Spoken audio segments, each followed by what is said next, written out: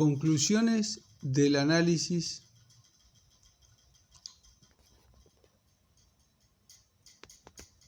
El examen realizado cubre 12 guerras que afectaron decisivamente la historia de Europa en tiempos antiguos y 18 guerras principales de la historia moderna, contando como una la lucha contra Napoleón, que temporalmente se amortiguó en un lugar y estalló de nuevo en otra parte sin ninguna interrupción real. Estos 30 conflictos implicaron más de 280 campañas. En solo 6 de ellas, las que culminaron en Iso, Gaugamela, Friedland, Wagram, Sadowa, Sedan, el resultado decisivo se obtuvo siguiendo una aproximación estratégica directa al ejército principal del enemigo. En las primeras 2 de ellas, el avance de Alejandro Magno estuvo preparado por una gran estrategia de aproximación indirecta que sacudió seriamente la serenidad del imperio persa y de sus adherentes, mientras que el éxito en la prueba de todos los campos de batalla estuvo virtualmente asegurado por un instrumento táctico de gran superioridad cualitativa que fue aplicado con una técnica táctica de aproximación indirecta. En los siguientes 2 casos, Napoleón comenzó intentando una aproximación indirecta y recurrió al ataque directo, en parte debido a su impaciencia y en parte a que confió en la superioridad de su instrumento. Dicha superioridad estuvo basada sobre su uso masivo de la artillería contra un punto clave y, tanto en Friedland como en Wagram, la decisión se tomó primariamente debido a este nuevo método táctico. Pero el precio pagado por estos éxitos y su efecto final sobre la propia suerte de Napoleón no alientan a recurrir a un método similarmente directo, ni aún contando con una superioridad similar. En cuanto a 1866 y 1870, vemos que, si bien ambas campañas fueron concebidas como aproximaciones directas, adquirieron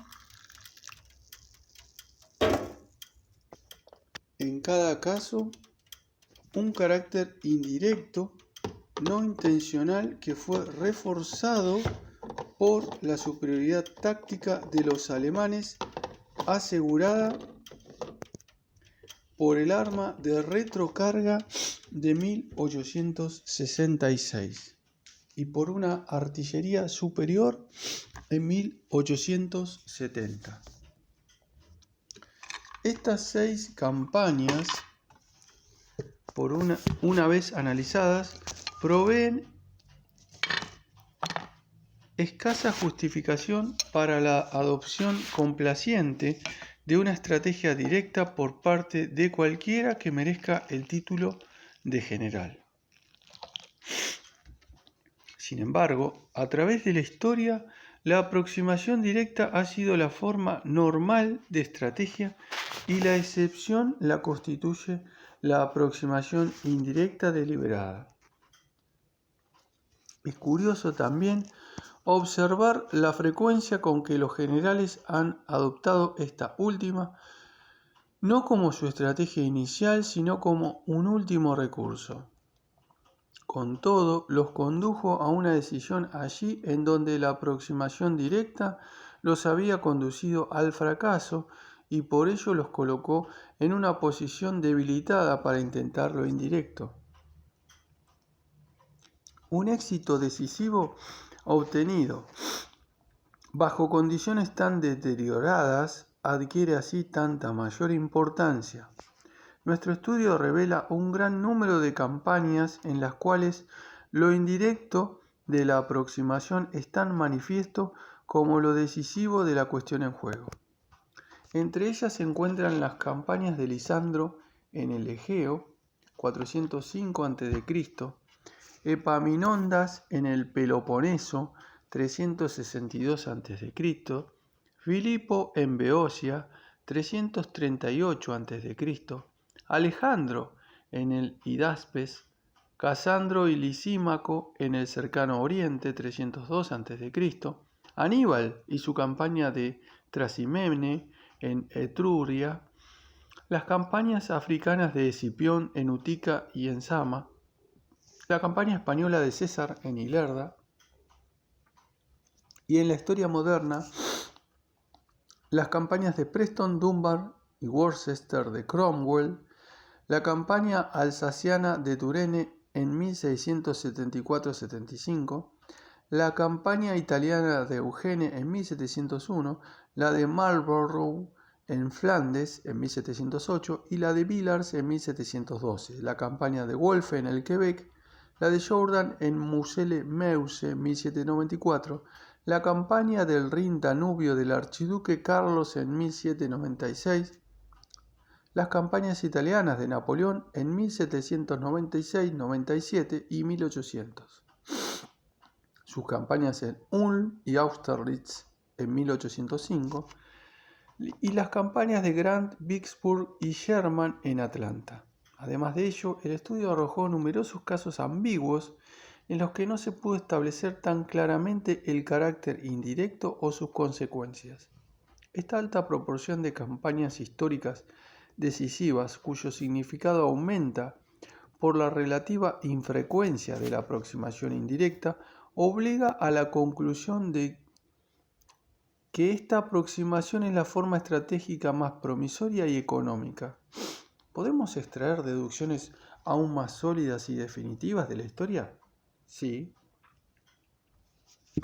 Con la excepción de Alejandro, los comandantes históricos consistentemente exitosos, al enfrentarse a enemigos ubicados en una posición fuerte, ya sea natural o materialmente fuerte, prácticamente nunca la atacaron en forma directa. Sí, bajo la presión de las circunstancias se arriesgaron reticentemente a un ataque directo, el resultado por lo general los llevó a manchar su foja de servicios con un fracaso. Más allá de eso, la historia demuestra que, antes de resignarse a una aproximación directa, un gran capitán optará por la más riesgosa de las aproximaciones indirectas, incluso atravesando montañas, desiertos o pantanos con solo una fracción de su fuerza, aún cortándose de sus comunicaciones. De hecho, optará por cualquier condición desfavorable antes de aceptar el riesgo del empate al que invita la aproximación directa. Los riesgos naturales, por más formidables que sean, son inherentemente menos peligrosos y menos inciertos que los riesgos del combate. Todas las condiciones son más calculables, todos los obstáculos son más superables que aquellos constituidos por la resistencia humana. Mediante un cálculo racional y una buena preparación pueden ser superados casi de acuerdo con el cronograma. Mientras Napoleón fue capaz de cruzar los Alpes en 1800 de acuerdo a lo planificado, el pequeño fuerte de Bard pudo interferir tan seriamente con el movimiento de su ejército como para poner en peligro a todo el plan. Revirtiendo ahora la secuencia de nuestro estudio y dedicándonos a las batallas decisivas de la historia, hallamos que en casi todas el vencedor consiguió poner a su oponente en una desventaja psicológica antes de que el choque tuviese lugar. Los ejemplos son Maratón, Salamina, Aegos, Potama, Mantinea, Queronea, Gaugamela, mediante la gran estrategia, el Hidaspes, Ipsos, Trasimene, Canae, Metaurus, Sama, Tricamerón, Taginae, Hastings, Preston, Dunbar, Worcester, Blenheim, Oudenarde, Denain, Quebec, Fleurus, Rivali, Austerlitz, Jena, Vicksburg, Königsgrätz y Sedan. Combinando el análisis estratégico y el táctico, hallamos que la mayoría de los ejemplos cae en una de dos categorías. Ocurrieron o bien merced a una estrategia de defensa elástica, retirada calculada, coronada con una ofensiva táctica, o bien merced a una estrategia ofensiva orientada a colocarse en una posición molesta para el oponente y coronada por una táctica defensiva con un aguijón en la cola. Cualquiera de estas combinaciones constituye una aproximación indirecta y la base psicológica de ambas puede ser expresada por los términos de señuelo o trampa, incluso en un sentido más profundo y más amplio que el sugerido por Clausewitz. Hasta se puede decir que la defensa es la más fuerte y la más económica forma de estrategia. Y esto es así porque la segunda combinación, si bien superficialmente y en cuanto a la logística, constituye un movimiento ofensivo, su motivación subyacente es llevar al oponente a un avance desequilibrado. La aproximación indirecta más efectiva es aquella que atrae o incita al oponente a dar un paso en falso, de modo que, al igual que en el jiu-jitsu, su propio esfuerzo se convierte en la palanca de su derrota. A lo largo de la historia, la aproximación indirecta por lo general ha consistido en un movimiento logístico militar dirigido contra un blanco económico, la fuente de suministro, ya sea del Estado o del ejército enemigo.